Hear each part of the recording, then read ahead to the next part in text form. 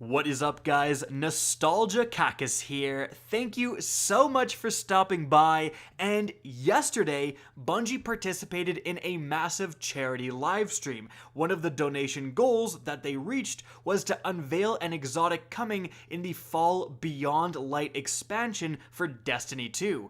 Well, they simply revealed this image, and the Destiny community went wild. Twitter lit up. There was people singing from the hills, essentially, but also people furious, upset that this was the image unveiled.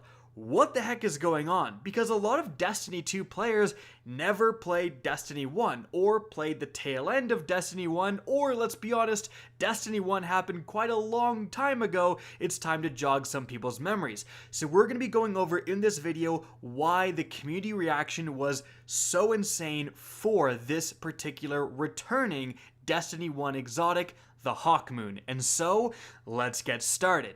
Now, if you're gonna put your nostalgia caps on, might as well get those real gamer hours going and drink some advanced GG Focus, if you know what I'm saying. Best and only clinically proven gaming supplement out there. Can't recommend it enough. So, let's talk the Hawkmoon Exotic Hand Cannon.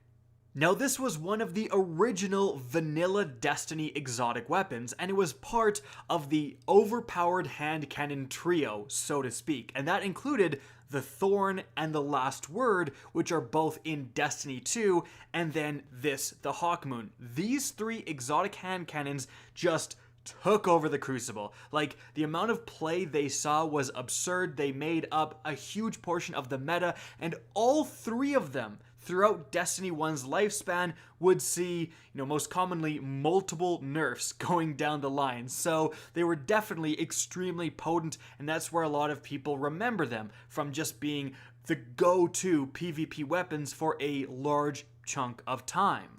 And again, since the Last Word and the Thorn were added back into Destiny 2, there's always been speculation about when the trio will be completed with the Hawkmoon, and it looks like this fall it finally will. So, taking a look at the Hawkmoon's exotic perks, we can see, well, firstly, it comes with a unique perk that's not in Destiny 2, Luck in the Chamber. One random bullet in the magazine causes considerable bonus damage. You could get this perk on legendary hand cannons. It was a very common thing within Destiny 1. Then we have its exotic perk here called Holding Aces. 2 more random bullets in your magazine deal considerable bonus damage. So, let's go back to Destiny 1 and see how this thing functions.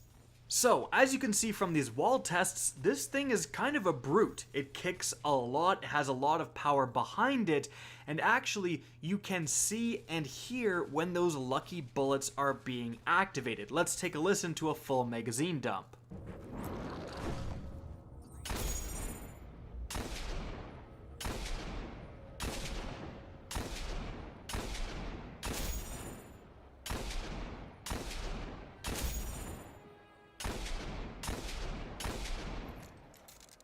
Now, how much extra damage did these lucky bullets provide? Well, as you can see against this Hallowed Knight, I get a lucky bullet activation. It does 728 damage, and then when I go back to my normal bullets, it does 607 damage. You can see it actually ramp up at the end against a different enemy, 607 to 728. Now, that is a 20% damage increase. So, 3 random bullets out of 13 in the magazine are going to do 20% more damage.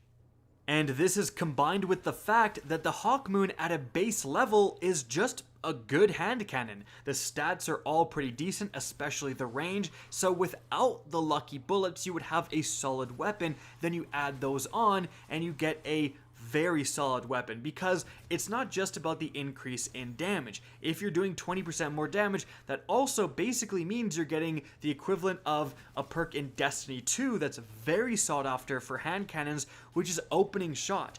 opening shot extends the range of the first shot of an attack, so you're going to be doing more damage from further, but just straight up increasing the damage is also going to extend the range, so to speak, because it's going to have a further drop off before it does the normal damage. So again, you have these random bullets not only giving you more damage, but also as a consequence giving you essentially 3 opening shots throughout the magazine, which does matter a lot. In PvE as well, it was just a solid weapon to use. Imagine shooting, a normal hand cannon at an enemy, it's going to do a flat amount of damage. Well, the Hawkmoon, because 3 bullets do quite a bit more damage, is going to out DPS your normal hand cannon. And like I said earlier, just because it's so solid at a baseline, it's going around one-shot headshotting most enemies out there. It just feels really solid and rewarding to use. But importantly, you're seeing it right now at a nerfed state. When it originally came out, it was much more powerful, and a lot of people remember it from this original state. Because what could happen is that the lucky bullets could stack upon one another. So what would happen is that a certain bullet would trigger Luck in the Chamber and get a 20% damage bonus, but then that same bullet would also trigger Holding Aces and get another 20% more damage, but then it could also trigger the other Holding Aces and get another 20% more damage stacked on top. So when the Hawkmoon first came out, it could one-shot headshot kill someone. One shot, it was over. Now, the chances of this actually happening were pretty astronomical, but even then, I remember getting killed by a one-shot kill bullet, and I also remember being last alive in a Trials of Osiris match and doing that to someone. I thought I was gonna have to sweat it out. Nope, just one-shot kill. Most commonly, the lucky part of this weapon would be getting 2 different lucky bullets one after another, and that would enable you to 2-shot kill someone, which wasn't as disgusting, but was still very, very powerful. Eventually, the whole damage stacking thing would be nerfed, and the Holding Aces and Luck in the Chamber bullets could only activate like once on a single bullet. And there we have the naysayers, and there we have the people complaining about this weapon's return, because yes, a lot of people just remember this as a really powerful Destiny 1 weapon and are very happy it's returning. It's a part of their memories. Again, they have a lot of nostalgia for this weapon, but there is a pretty solid chunk of people that don't want it to return because of what I just talked about. This weapon is based around RNG.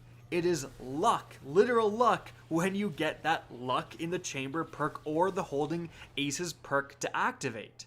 And while it's extremely satisfying and exhilarating to get a lucky 2-shot headshot kill, or even after it was nerfed, get 2 lucky bullets in a row so you can kill someone from a much further range than you're supposed to, that felt great if you used the Hawkmoon. If you were on the receiving end, it was extremely frustrating. You could do everything right, but due to, again, literal luck, the guy just insta-killed you with 2 headshots. That wasn't exactly a rewarding experience to play against. There was also a couple of things people could do to make the luck more in their favor. Something I remember doing is when you spawn in, shoot the first 3 or 4 bullets. If you get a lucky shot in those, just reload, no big deal. If you don't, then you know the last 10 or 9 rounds in your magazine, all 3 of those lucky bullets are gonna be in there. You have a much higher chance for those to activate. So, that is the Hawkmoon in Destiny 1. The real question is, how is it going to function within Destiny 2? Now, Luke Smith, director at Bungie, during the livestream did talk about how the exact Luck in the Chamber perk is not necessarily coming back. However, there still would be a retained RNG element to the Hawkmoon. Because, of course, that is the basis of this gun. You can't bring back the Hawkmoon. There's no point in bringing back the Hawkmoon if you don't have some sort of RNG factor, some luck factor. That was what made the Hawkmoon special, is that you got lucky sometimes and you got an easy kill sometimes. So again, what could they be doing? Well, they could be replacing Luck in the Chamber with, as I mentioned earlier, opening shot. You have 3 opening shots, so instead of being able to just do disgusting things and insta-melt someone, you're going to be able to engage them at further ranges. Maybe you have almost a multi-kill clip style perk, but the degree of kill clip you get is random. Sometimes you get multi-kill clip times 3 when you reload, sometimes times 1, or anything in between. And so therefore, sometimes you're gonna have a really powerful gun, sometimes you're not. But it's kind of regardless of the speculation of what could be happening to the Hawkmoon when it returns, the main point is that is this healthy to the game? To have a weapon that's based around RNG determining gunfights. Now, some people would say, yeah, it's not a big deal. The Hawkmoon was actually kind of like the worst of the overpowered trio of hand cannons. The Thorn was basically a guaranteed 2-shot headshot, like it was absolutely insane, and the Last Word was no slouch either. So the Hawkmoon was definitely in 3rd place. It's not like this thing single-handedly completely took over the game. So the risk, so to speak, of bringing this weapon back is more on the it's annoying to die to side rather than the it's completely overpowered side. Not only that, but some people don't realize just how much RNG there is already within the game, PvP and PvE. I mean, the best example is hip firing. Your bullets go a random direction. If you have a sniper rifle, you can hip fire someone from across the map. Is that fair? Absolutely not. To that person, they died from a completely random BS shot. But it's super cool to do, and people do it all the time. So again, that's RNG determining a gunfight, and that happens in just normal combat as well. There's some randomness to the recoil within Destiny 2. Like, it is not a set pattern. So sometimes your gun is going to bounce more and more violently and in different directions than other times, which is, again, RNG determining a gunfight. However, that stuff we feel a little bit more control over than just random bullets in a magazine being cracked. But at the end of the day, it's a very cool, very nostalgic, and very interesting addition to the game. I really wonder what Bungie is going to do to it, but it does come with some negatives that other weapons from Destiny 1 don't necessarily when it comes to the frustrating to play against department.